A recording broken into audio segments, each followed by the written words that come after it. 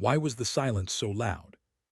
It filled the cockpit like an invisible fog pressing against the glass canopy, vibrating in her bones. She pressed the headset tighter, fingers trembling though she forced her face into composure. Static. Nothing more. Just a low hiss that wasn't enough to cling to. The radio had gone dark. And in that moment, when most people would pray for the signal to come back, her gut screamed something else entirely. Don't trust it. The desert stretched endlessly below, the light carving the sand into shifting waves of gold and shadow. Heat shimmered like liquid metal, distorting the horizon.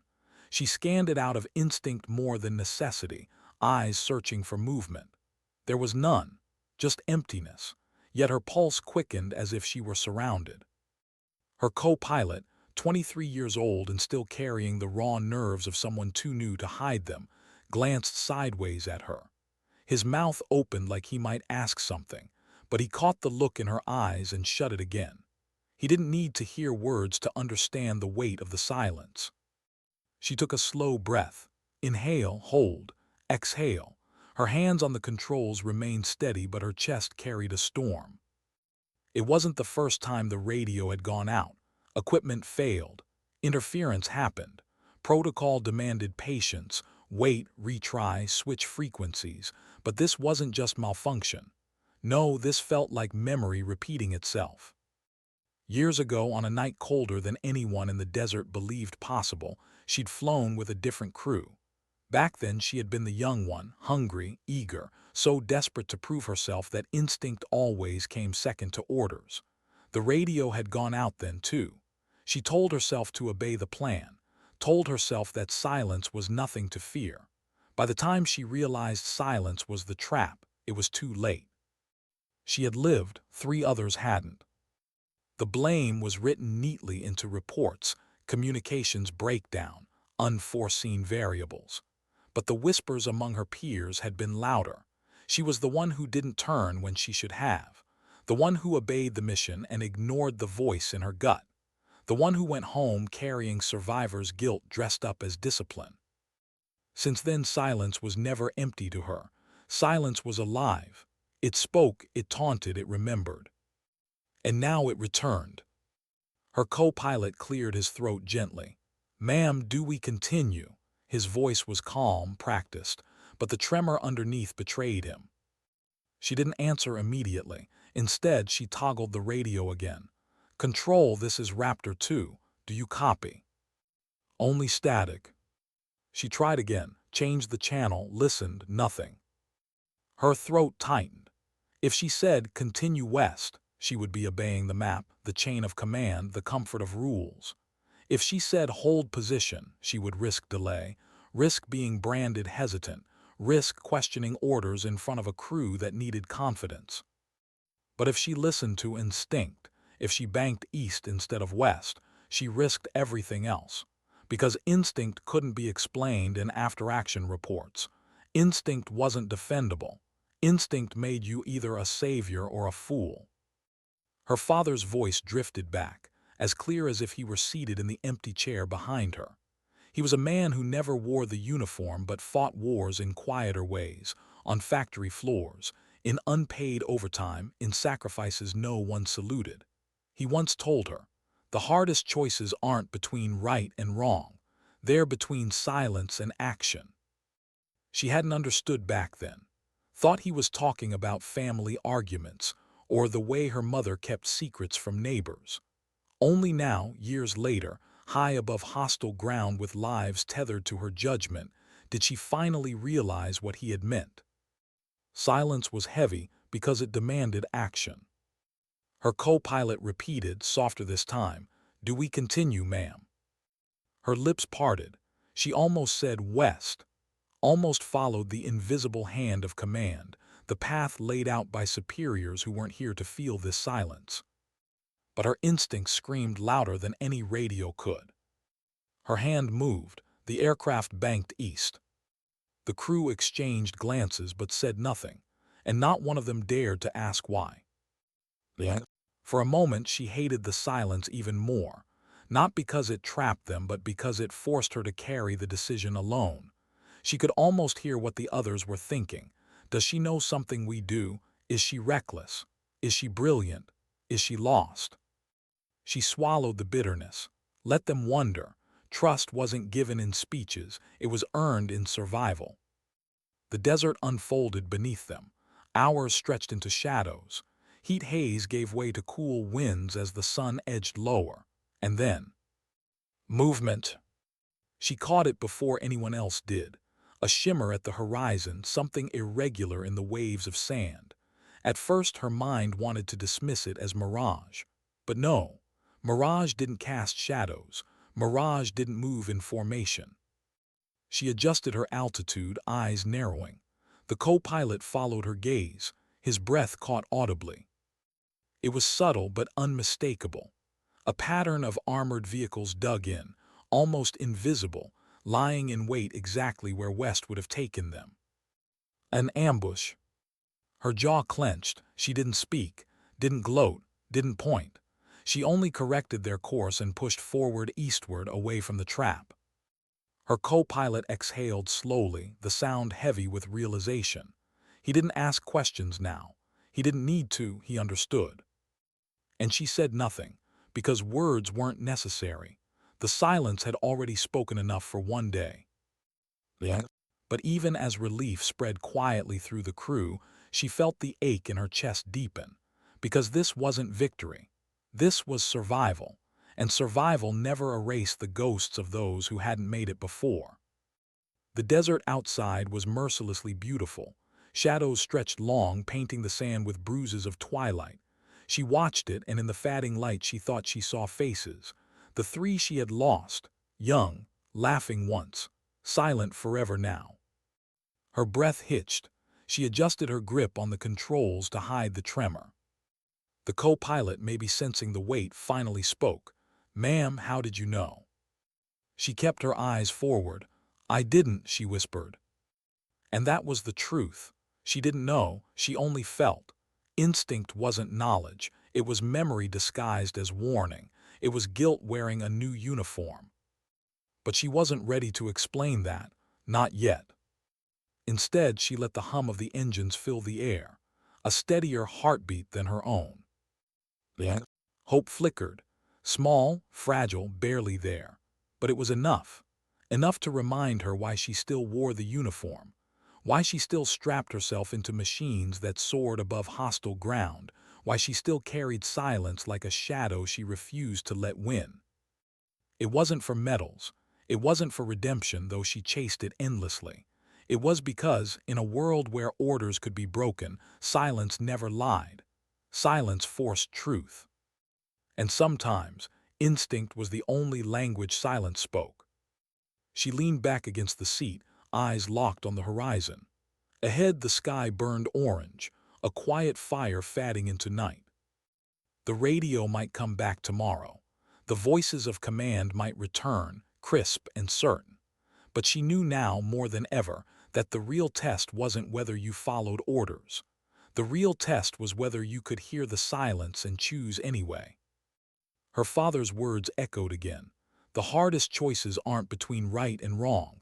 They're between silence and action. Tonight she had chosen action.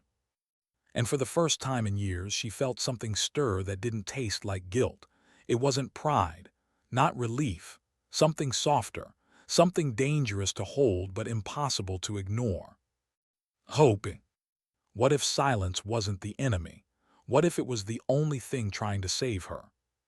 The thought hit her later that night when the engines had cooled and the desert had swallowed the last light. She sat outside the hangar, helmet set on the ground beside her boots, the air still trembling faintly from heat though the stars above glittered cold and sharp. Around her, the base breathed in quiet rhythms, metal clanking in distant maintenance, muffled laughter of soldiers trying to forget where they were, a dog barking somewhere near the fence line. And then, as always, came the silence. Not the radio silence of the cockpit. This was deeper. A silence that pressed against the skin, waiting for her to decide if she could bear to live with it. She stared at her hands. They looked steady. But she could still feel the tremor that had passed through them hours ago, the moment she banked east. She had made the choice. She had saved them. and yet her chest wasn't lighter. "Hell of a call you made today," a voice said from behind her. She turned slightly. It was Ortega, one of the ground crew, wiping grease from his hands with a rag. Older than most, weathered face carved with lines that didn't come from the desert sun, but from years of carrying too much responsibility. "I made a call," she corrected, her voice quiet. He studied her for a moment, then sank onto the crate beside her. He didn't press further, and she was grateful. Most people filled silence with chatter, but Ortega understood that some silences didn't need rescuing. They just needed company. Minutes passed. Finally, he said, "You ever think maybe silence ain't always bad? Maybe it keeps us alive when we're too stubborn to hear anything else?" She let out a soft, humorless laugh. "Silence has cost me more than I can count." His eyes lingered on her profile, and though he didn't ask, she could feel the unspoken question. What did it cost? Who? But she wasn't ready to answer that. Not yet. Yeah. Inside her quarters later, the hum of the small fan and the faint rattle of pipes were the only sounds. She sat on the edge of the cot, staring at the floor, her boots still dusted with sand, her hands still carrying the weight of decisions she didn't dare name out loud. She reached for the drawer beneath the bed, pulled out a small box wrapped in cloth, unwrapped it slowly, reverently. Inside lay 3 tags. Metal, scratched, worn. She traced her fingers over each name. Martinez, Carter, Singh. The ghosts of the last silence. She could still see their faces. Martinez laughing so loud it shook the walls during card games. Carter, always drawing his kids in the margins of maps. Singh, who hummed songs from home under his breath when the nights got too long. They had trusted her, followed her west when she should have gone east, trusted orders over instinct because she hadn't been strong enough then to break the silence.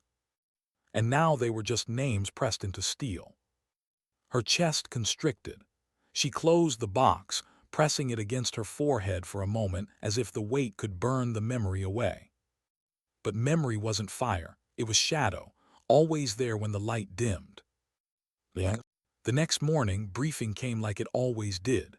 Long table, coffee gone stale too quickly, maps projected onto the wall, dotted with markers that told one story while the land outside whispered another.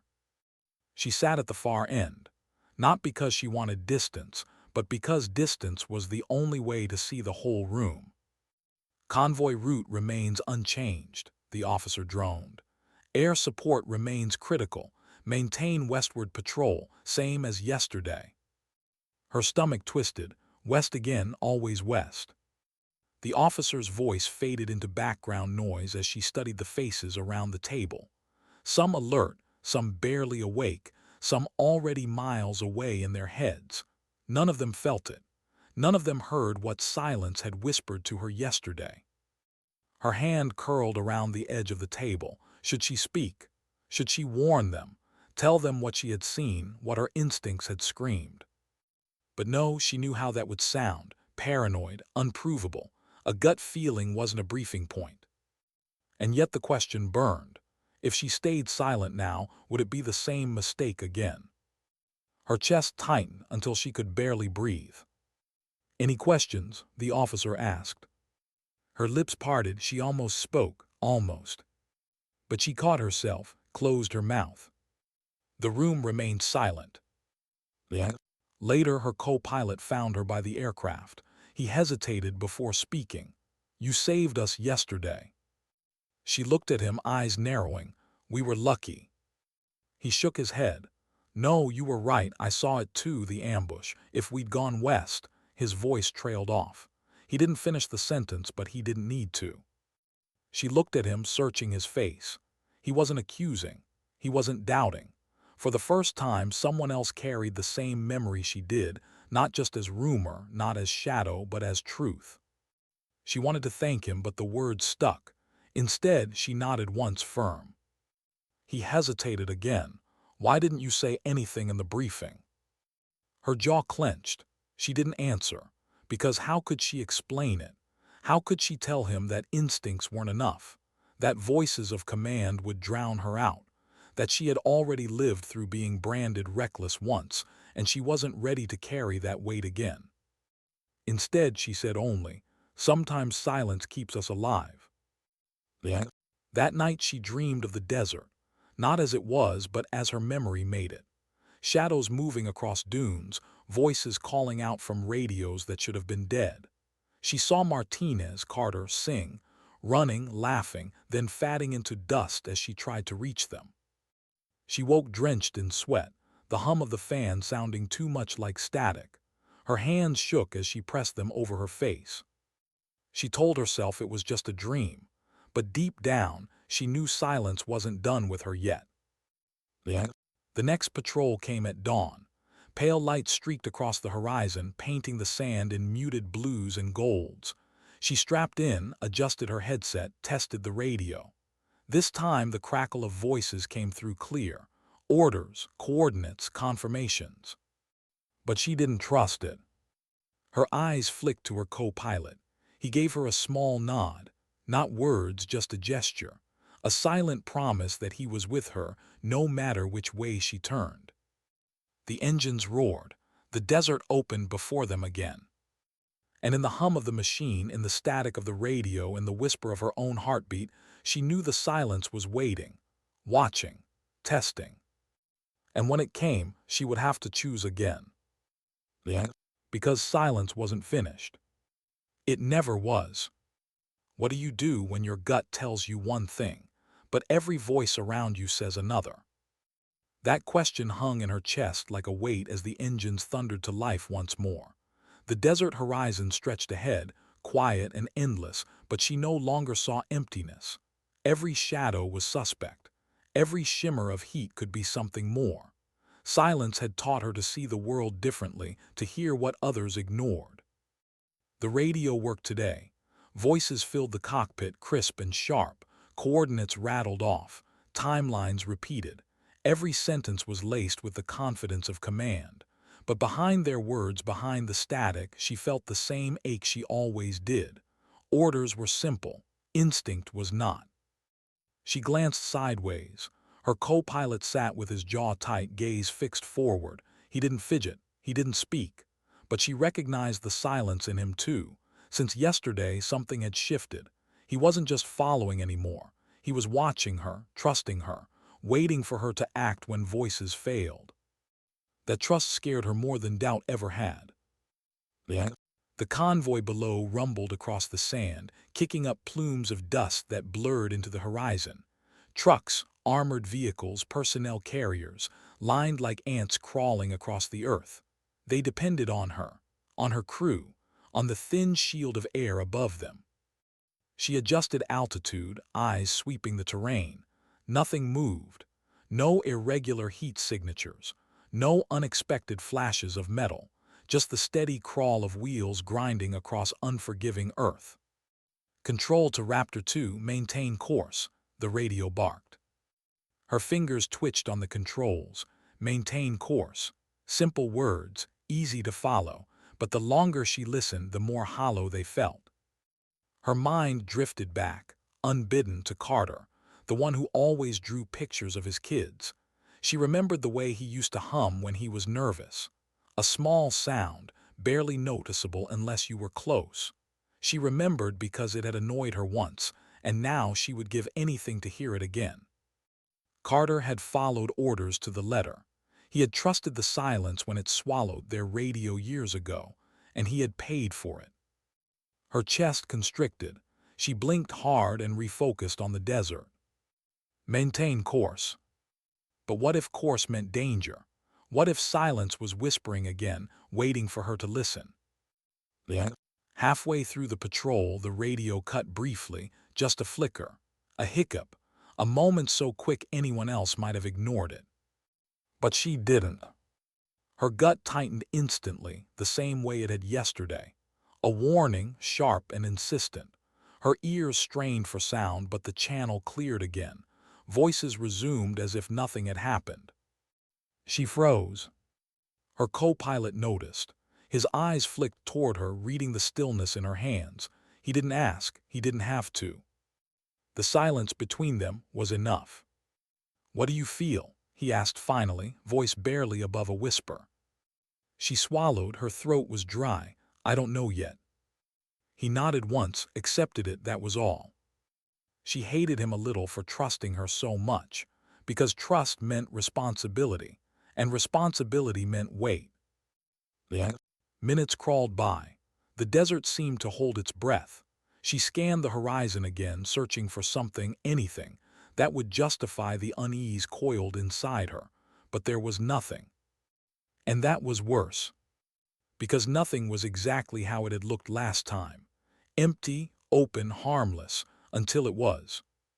Her mind raced. Should she call it in, warn the convoy, divert? Every choice branched into risk. Every risk branched into blame. She heard her father's voice again, the one that returned in moments like this. The hardest choices aren't between right and wrong. They're between silence and action. Her lips pressed tight. Her hand tightened on the controls.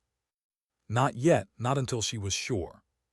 the Hours later, back on base, the briefing room was filled with the smell of burnt coffee and sweat. Maps glowed on the walls again. The same officer droned about routes and patterns. The same westward emphasis. She sat silent, fingers drumming against her knee. She should speak. She should warn them. She should tell them silence had flickered again, that it was the same signal she'd felt before disaster. But when the room went quiet for questions, her mouth stayed closed, and the silence swallowed her words whole. the Her co-pilot cornered her outside afterward. "Why didn't you say anything?" Her jaw tightened. "Because instinct isn't evidence." His expression hardened. "It's survival." She flinched at his tone. It wasn't disrespect. It was frustration. A young man who hadn't yet learned how heavy it was to carry the blame of being wrong. She turned away, but his voice followed. "If you hear it again, don't wait." She stopped in her tracks, didn't look back, didn't answer, but his words clung to her like dust. the That night she walked the perimeter of the base. The desert air was cooler, the stars sharp above her. Silence stretched in every direction. She tried to tell herself it was peace, but her body knew better. Peace wasn't silent. Peace was laughter spilling from the barracks. Peace was music bleeding from someone's cheap speaker. Peace was voices, human and alive. Silence was the absence of all that. Silence was the moment before something broke. She paused near the wire fence, staring out at the endless sand. Somewhere out there, shadows were waiting. She could feel it, the way you could feel a storm before it broke the sky. Her chest ached with the memory of Martinez, Carter, Singh. Their silence was different. Their silence was final, and she carried it with her every step. She pressed her palms against the fence, metal cold beneath her skin. She whispered so quietly no one else could hear. "I won't let it happen again." the The next morning she woke before dawn, sat on her cot, boots unlaced, staring at the tags in the box again. 3 names that reminded her of every wrong decision, every moment she had chosen obedience over instinct. She touched each tag in turn. Martinez, Carter, Singh. "I hear you," she murmured. "I still hear you." And maybe that was the truth of it.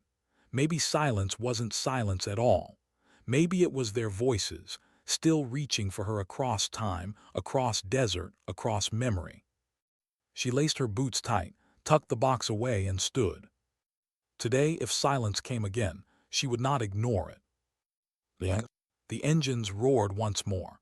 The desert stretched endless again. And somewhere she felt it. The silence waiting. Watching. Testing. Why did the night feel heavier than the day? Alina sat against the cold steel wall of the forward outpost, her rifle laid carefully across her lap. The desert wind clawed its way through the cracks of the compound, carrying with it dust, whispers, and something else she couldn't name. Something that felt like memory. Something that pressed against her chest harder than any weight she had ever carried in training. The radio lay silent beside her, a muted reminder of how alone they were in this forgotten corner of the world. Backup had not arrived. Air support was still nothing more than a promise whispered down the line hours ago. And the men and women around her, exhausted, restless, fighting the urge to believe they had been left behind, looked to her without speaking it. Because the silence wasn't just in the radio. It was in their eyes, too. Elena wondered if they could hear her heart because it thundered like boots on metal. She shifted her grip on the rifle, fingertips brushing over the engraved initials on the stock, her brother. A reminder of why she had chosen this life. A reminder of what silence had once taken from her. But she had never told them that story, not yet. The outpost's only light came from the dim lantern flickering near the operations table. A few of the younger soldiers huddled around it, whispering. She didn't catch their words, but she didn't need to. She knew the tone, doubt, fear, and the kind of tired that made people make mistakes. Sergeant Hale broke the murmur, his gravel voice cutting through the stale air. "We ration ammo at first light. No telling when resupply comes. Stay sharp, stay awake." But his eyes, when they flicked to Elena, lingered longer than his words. He didn't say it, but she saw it. He wanted her to speak, to steady them, to remind them that orders or not, silence or not, the mission wasn't finished. Yet she didn't. Because she was still waiting, still listening for the faintest crackle of the radio, still hoping some voice somewhere would cut through the static and tell her what she needed to hear. Only it didn't come. Instead, she heard something else. At first, it was a low vibration against the wall at her back, subtle, almost easy to dismiss, but then it built like a slow drumbeat moving closer. She straightened, holding up her hand instinctively. The whispers near the table died. Heads turned, breath held. Then came the sound, distant engines, heavy, more than one. But not theirs. Elena pressed her ear to the steel wall, closing her eyes, tuning every nerve to the vibrations. Not aircraft, ground vehicles, armored, rolling steady and deliberate through the night. She counted the rhythms in her head, the way her brother had taught her when she was just a kid listening to convoys move past their old farmhouse. 1, 2, 4, maybe 5. Her eyes snapped open. She didn't know how she knew, she just did. They weren't friendly. "They're coming," she said softly. No one asked how she knew. No one doubted her.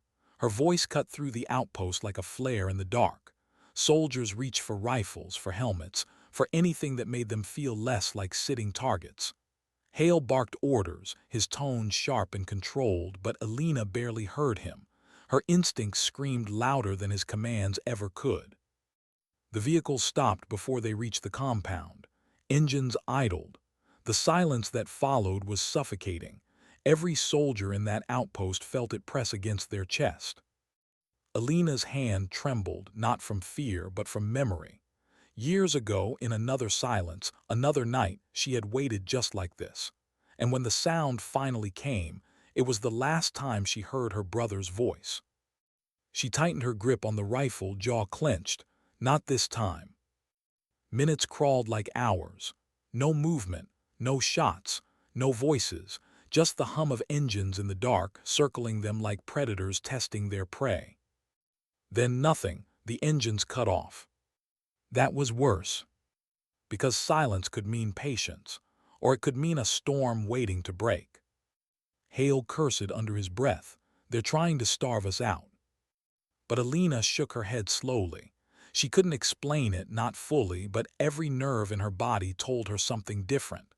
"No," she whispered. "They're waiting for us to make the wrong move." Her words unsettled them more than Hale's curses, because she wasn't just guessing. They knew that about her by now.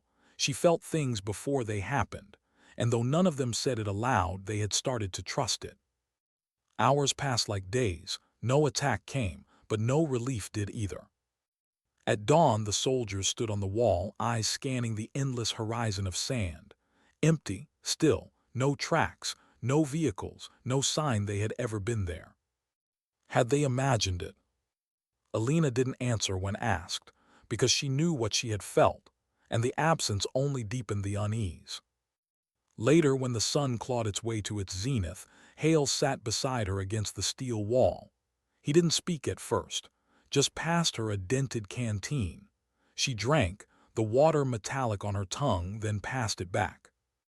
"Why do you always know before the rest of us?" he asked finally, his voice low, almost reverent. She didn't look at him. Her eyes stayed on the horizon. "Because I've been in silence before, and I know what it hides."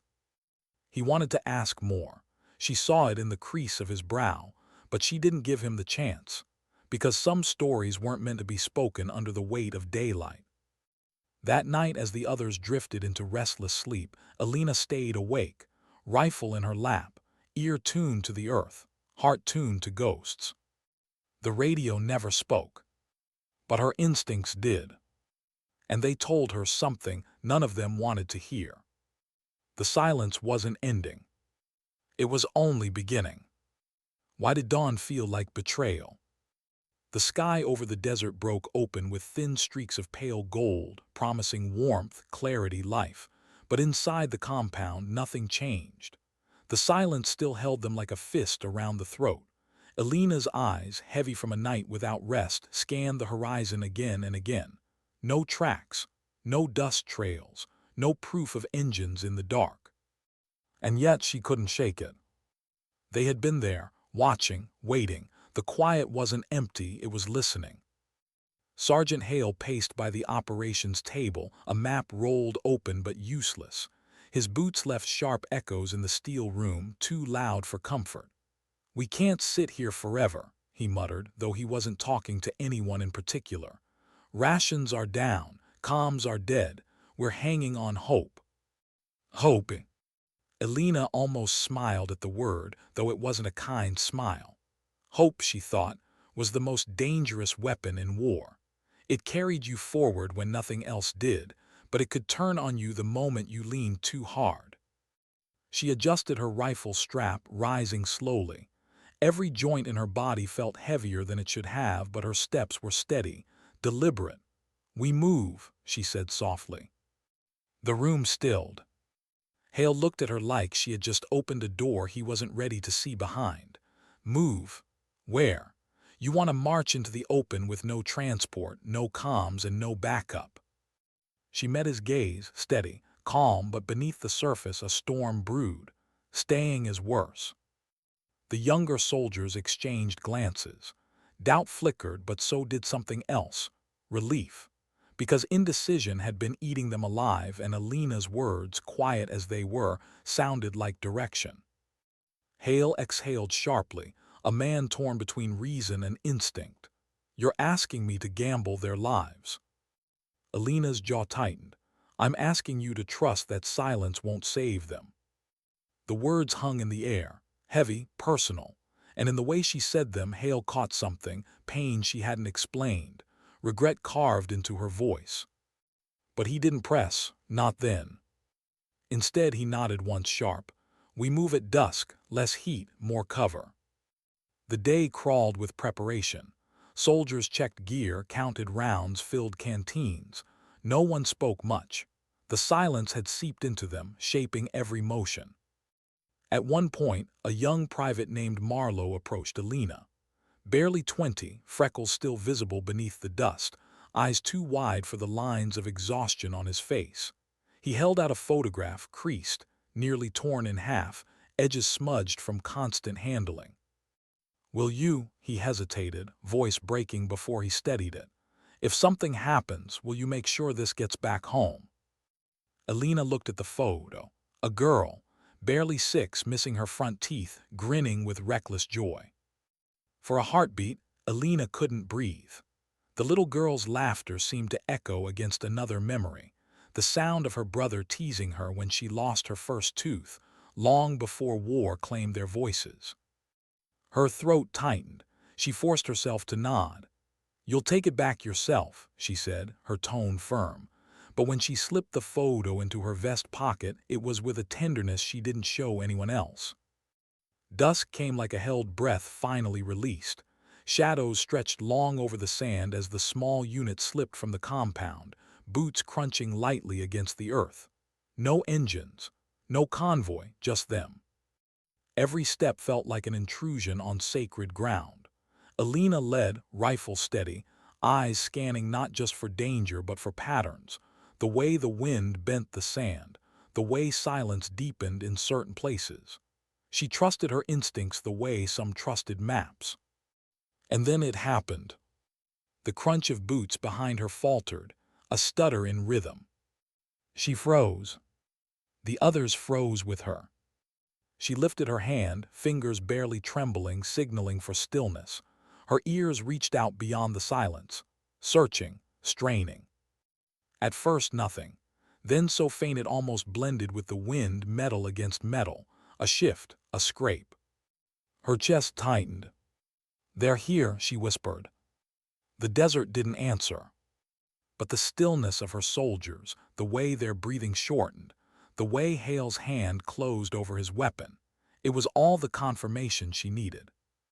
Minutes passed, a lifetime stretched thin, no movement, no voice, just the knowledge that eyes were on them.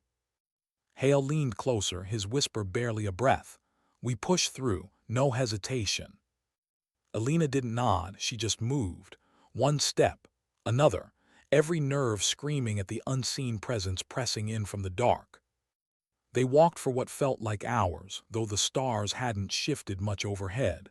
And then, suddenly, it lifted. The weight, the sense of being watched, as if whoever had shadowed them decided to vanish into the desert again. But that was worse, because it meant they weren't gone, just waiting. When they finally stopped to rest in the shadow of a rock formation, Hale lowered himself beside her, sweat cutting paths through the dust on his face. He didn't waste words, just stared at her for a long time before finally asking, "Who did you lose?" The question struck harder than any bullet. Alina's grip on her rifle tightened until her knuckles whitened. She didn't answer at first. She hadn't planned to ever answer. But the silence around them, the honesty in his eyes, it pulled something loose. "My brother," she said at last, voice raw. "He was all I had, and the night he needed me most, the radio went silent."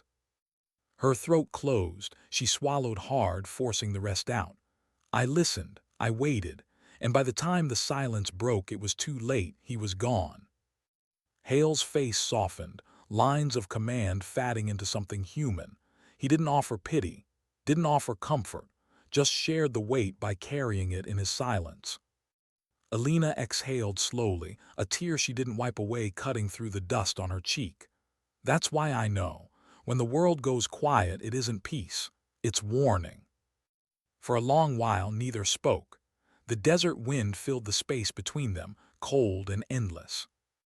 And in that moment, Alina knew something unshakable. The silence wasn't just around them. It was inside them. And surviving it would mean learning to act, not wait. Why did exhaustion make silence more dangerous? The desert night pressed in, thick and suffocating as Alina leaned back against the jagged stone. Her body ached, her shoulders burned from the weight of her pack, and her eyelids dragged downward like sandbags. But she refused to close them, not even for a second, because she had learned, sometimes, danger moved in the space between blinks. The others weren't as disciplined. A few slumped against the rock face, rifles still in their hands but heads tilting forward in restless half-sleep.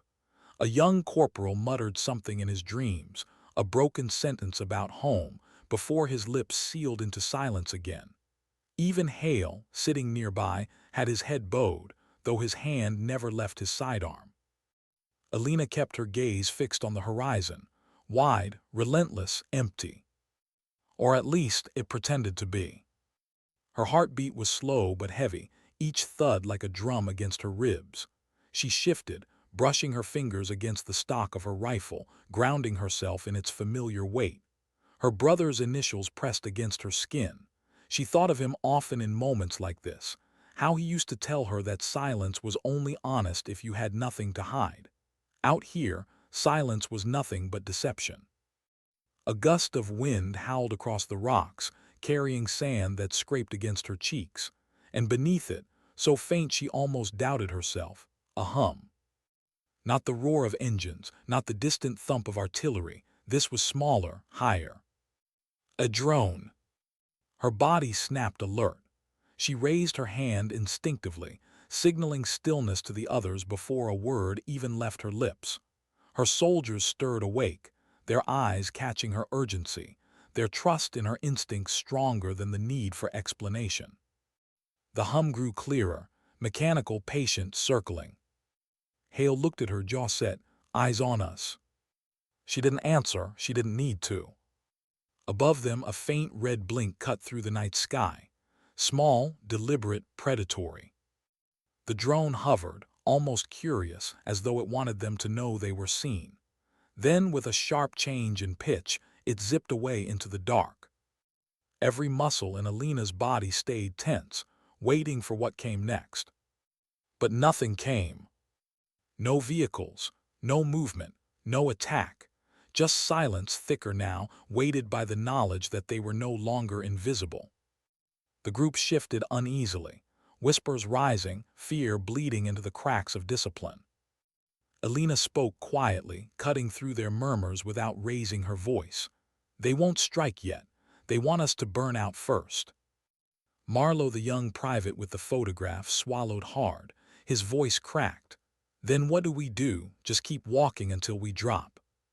She turned to him, her expression firm but not unkind. No, we move with purpose. We choose the ground, not them. Her tone carried weight. It steadied him, though his eyes still shone with the kind of fear that no training could erase. Hale gave her a look, not doubt, not dismissal, but a recognition that the soldiers weren't looking to him anymore. They were looking to her. By dawn, the unit pushed forward again. Every step dragged like an anchor, the desert heat rising with cruel intensity. Sweat streaked through dust on their faces, boots sank into sand that offered no mercy, and the silence, always the silence, made each breath sound too loud. Hours stretched, the sun burned, and still no sign of pursuit. Until the tracks appeared. Alina was the first to spot them, deep grooves in the sand, barely covered by wind. She crouched, brushing her fingers lightly over the indentations. Not fresh. A few hours at least, but heavy, multiple vehicles. Her chest tightened. They were ahead of them. Hale knelt beside her, eyes narrowing at the tracks. Ambush. She didn't answer immediately. Her instincts weren't giving her clarity this time, only unease. They're not circling anymore, she murmured. They're leading us. The others shifted nervously, the weight of her words heavier than the packs on their backs. One of the corporals muttered, leading us where? Alina rose slowly, scanning the horizon. Far off, jagged silhouettes of a canyon rose against the pale sky, narrow, inescapable. Her stomach sank, there. The group followed her gaze, dread settling over them. A canyon was a trap waiting to snap shut, but it was also the only path that offered shade, water if they were lucky, and cover from the drone's watchful eye. Hale exhaled hard, so we choose the trap. Alina's silence was her answer. They reached the canyon by midday. Shadows fell across the sand like dark fingers as the towering rock walls swallowed them. For the first time in days, the sun's cruelty eased, but the silence here was worse. Echoing, amplified. Every bootstep ricocheted off the stone, magnified until it sounded like an army was marching through with them. The soldiers tightened their formation, rifles raised, eyes darting. Alina moved slower now, her senses reaching out. The canyon carried weight, history, like a place that had already seen too much blood. She brushed her fingertips against the rough stone wall as she walked, grounding herself, but the unease only deepened. Something was wrong. The deeper they went, the quieter it became. Even the wind seemed to die here, smothered by the canyon's throat. And then, a sound. Not loud, not obvious, just the faintest shift of stone. Alina froze. The others, conditioned by her instincts, froze too. Her breath caught as her eyes scanned the ridges above. For a heartbeat, nothing, just jagged rock and shadow. Then the glint of glass. A scope. Her stomach turned to ice. Down she hissed.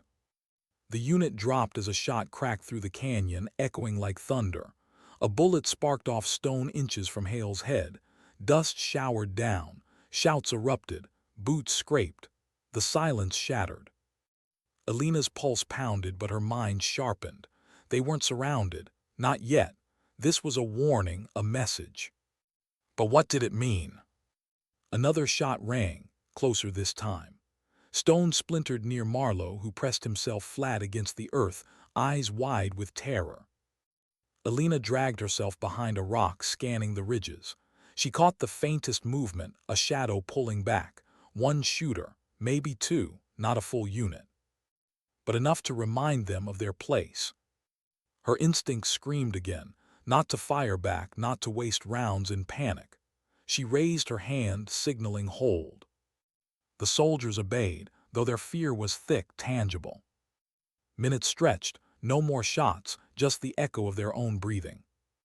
And then silence again. The canyon returned to its stillness, as if nothing had happened. But Alina knew better. It wasn't over. It was only the first reminder. The silence wasn't empty. It was watching, and it would not let them leave without taking something first. Why did the canyon feel alive? Alina pressed herself against the rough stone, listening. The wind had picked up slightly, but it was the wrong kind of wind, the kind that carried whispers of movement too subtle to see. Dust swirled around their boots as the rest of her unit crouched nearby, frozen by the sudden echo of the world shifting around them. Every step she had taken to lead them here had been deliberate, precise.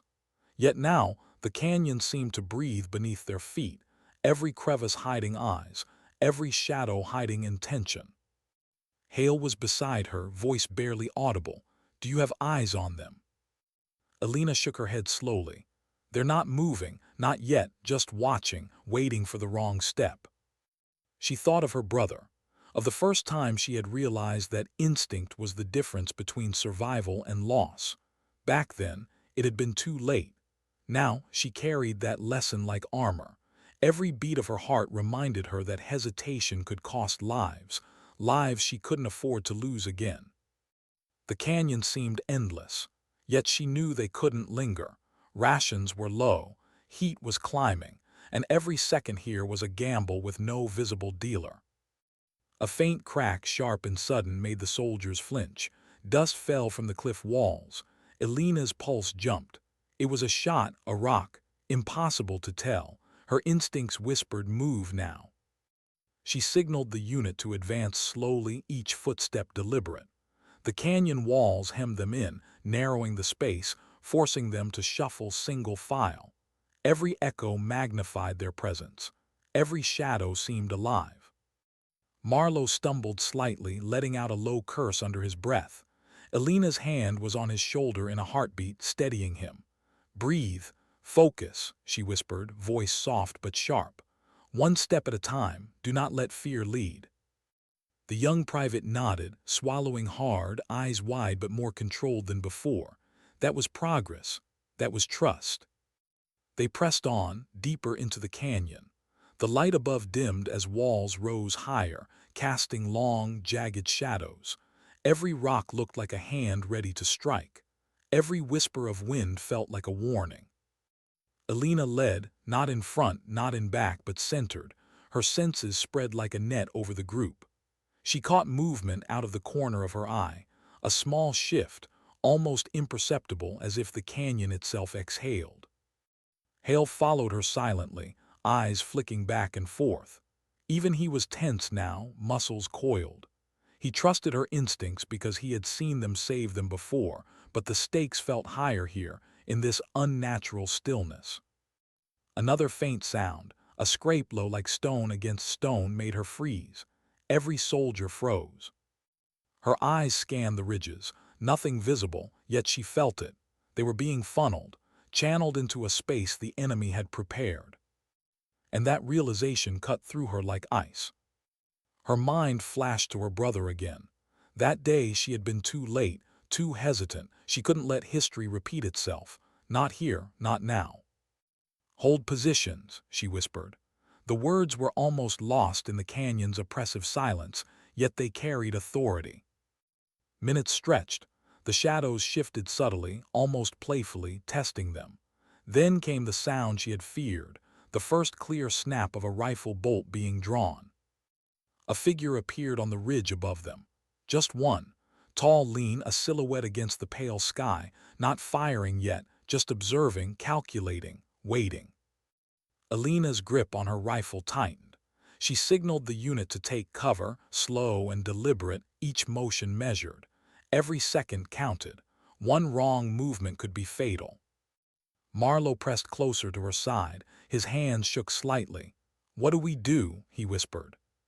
She looked down at him, meeting his eyes.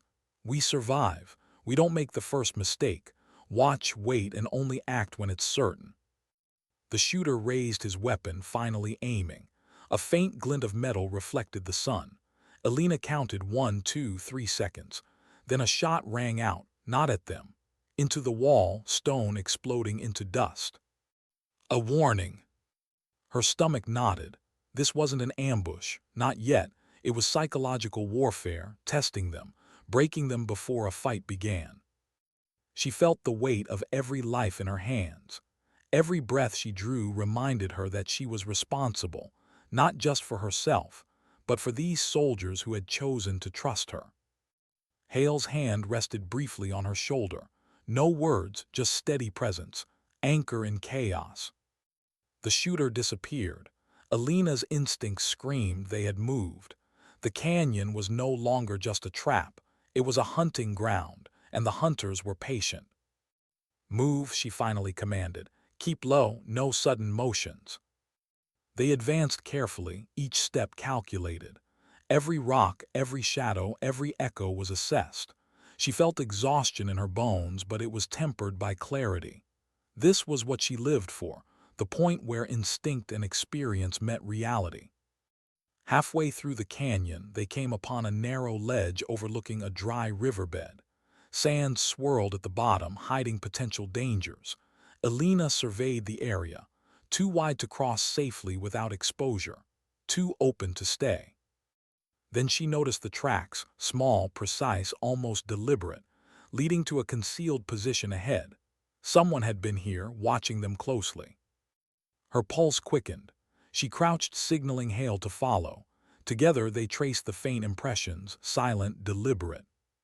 The rest of the unit followed, tension palpable, every movement slow, every whisper suppressed. Then Alina stopped abruptly. Ahead, between two rock formations, lay a piece of equipment half buried in sand. A radio, a sensor. She couldn't tell immediately, but her instincts screamed. This was a setup. She turned to Hale, whispering, "Check the perimeter, could be a trap, could be bait." He nodded, already scanning. Seconds stretched. Then movement above, figures sliding along the ridges, almost invisible. They were circling, trying to corral them into the exposed area. Alina felt a surge of anger, not at the enemy, but at the silence that had forced her into these moments again and again. She remembered every loss, every hesitation, every life touched by her own delay. Her hand gripped the rifle tighter. Her voice, calm but unyielding, cut through the fear around them. "We do this together, we move as one. No one acts alone." Marlowe looked at her, trust evident despite the trembling. Others followed the lead, forming a tight formation behind her. They advanced, slowly, deliberately, each step measured against instinct and experience. And then the canyon seemed to shift. The shadows danced differently. Silence deepened, more aware, more personal. Alina realized then that the canyon wasn't alive because of the enemy. It was alive because it knew fear. It could smell hesitation. It could weigh every heartbeat. She let that realization sharpen her senses instead of crushing her. Every step brought them closer to the end of the canyon, closer to daylight, closer to choice. And in that choice lay survival, not just of bodies, but of dignity, of courage, of the quiet resilience that had brought her here. She led them forward, every muscle coiled, every breath deliberate. The enemy could wait. They had patience. But Alina had certainty. And sometimes, certainty was stronger than any silence. Why did the final step feel like crossing into another world? Alina's boots scraped lightly against the canyon floor, each sound magnified in the oppressive silence around them. The group followed close, breaths shallow but controlled. The shadows of the canyon walls stretched long, twisting into shapes that played tricks on the mind.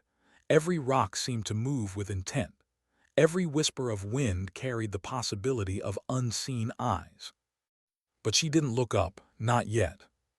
She had learned that survival depended on patience, not haste, on clarity, not impulse, and on this final stretch she needed all of it. The exit of the canyon was visible now, a sliver of pale light, almost blinding in contrast to the oppressive darkness they had moved through. Freedom lay just beyond, but the path was narrow, exposed, vulnerable. Marlowe shuffled, his pack catching on a jagged stone. Alina's hand shot out, steadying him. "Careful," she whispered. "Every step matters." He nodded, eyes wide but trustful. Hale was beside her now, silent sentinel. No words, only presence. She had learned to read him like a book in these moments. His tension mirrored hers. His calm anchored the unit. Ahead at the canyon's mouth, the faint shimmer of movement made her freeze. A pair of shadows crouched along the ridges, waiting. Instinct flared, she counted two, maybe three, armed, watching, calculating. The unit froze with her. Every soldier pressed against the stone, rifles raised, eyes scanning. Alina's mind raced. She could call out fire first, try to neutralize, but instinct held her back. Not yet, patience. Wait. The shadows shifted. One figure raised a rifle. Time slowed, heartbeats loud, wind stopped. Dust hung in the air like frozen particles. Then she made her choice. Alina moved. Forward, not in panic, not in aggression, deliberate, measured steps. Each one a statement. She would not be trapped. She would not hesitate. She would not let fear dictate their survival. The enemy fired. Shots rang out, ricocheting off stone, sending showers of sand and pebbles into the air. The unit dove for cover, instincts honed by countless hours of training, by her guidance, by her leadership. Alina returned fire, not blindly, not recklessly, but carefully, aimed at suppressing movement rather than killing. She wanted them to understand. They were not prey. They were a force that would not be bent by fear. Hale moved beside her, covering the flanks. Together, they coordinated the unit like a single organism. Movement, cover, patience. The canyon echoed with chaos, but beneath it, Alina maintained clarity. Each heartbeat a reminder of her brother, of every life lost when hesitation ruled. Every loss had forged her into this moment. The enemy retreated. Small, cautious steps into shadows, recognizing a unit not broken by fear. Alina exhaled slowly. The tension in her shoulders eased, though every muscle remained coiled. The exit was just ahead. Freedom, daylight, survival. She led the group forward, slowly, carefully, until finally the walls of the canyon fell away, revealing the open desert beyond. Sunlight bathed them in brilliance, hot but cleansing. Silence returned, not the oppressive, threatening kind, but the quiet after storm, the kind that allowed thought, reflection, gratitude. Her soldiers looked around, stunned, alive, safe for now. Marlowe whispered, voice barely audible, We made it." Alina nodded. She didn't answer. Words felt cheap compared to the weight of what had just happened. She scanned the horizon, feeling the wind against her face, the heat on her skin. Every shadow of the canyon, every whisper of danger, every heartbeat of fear, it was behind them. But it had left its mark. Hale clapped a hand on her shoulder, firm. "You kept us alive. Not just by training, not just by orders, by knowing what silence hides." She finally allowed herself a small nod, not pride, not relief, but acknowledgement. Because leadership wasn't about recognition. It was about responsibility. It was about seeing the world clearly, even when everyone else could not. She knelt briefly, brushing sand from the canyon floor, closed her eyes, whispered to the memory of her brother, to the ghosts who had guided her, to the lessons she had learned through silence and loss. "I hear you," she murmured, "and I act always." The unit gathered behind her, tired, dust-covered, but alive. Eyes held respect, gratitude, and something else, trust forged through trials that could never be replicated in a briefing room or on paper. Alina looked at them, feeling the weight of every life in her hands, and then she let herself reflect, not on victory, not on danger avoided, but on the quiet resilience that had brought them here. Because sometimes dignity doesn't speak. It acts. She rose, scanning the desert horizon one last time before turning to lead the unit toward base. The radio remained silent, static, unanswered calls, a reminder that survival was never guaranteed, but today silence had not broken them. It had only taught them to listen, to trust instincts, to act when the world seemed to be holding its breath. As the sun climbed, casting long golden rays across the desert, Alina allowed herself one small smile, not of triumph but of clarity. They had survived, not because luck had favored them, not because commands had been flawless, but because she had listened, because she had chosen to act where hesitation could have destroyed them. The desert stretched endlessly ahead, warm, silent, waiting. And Alina stepped forward, leading her soldiers with quiet certainty. A small figure, Marlowe, glanced at her and whispered almost to himself, "We follow you always." She didn't respond, didn't need to, because action spoke louder than words. And in that desert, under the open sky, with the canyon behind them, Alina understood something simple yet profound. Survival wasn't just about the body. It was about the mind, about the heart, about listening to silence, understanding its lessons, and acting with clarity when it demanded everything. And sometimes, the most powerful voices are the ones that never speak. The sun rose higher, shadows shifted. The wind carried dust, whispers, and the faintest echo of memory. Alina walked forward, each step a quiet testament. And the desert, vast and indifferent, held its breath one last time.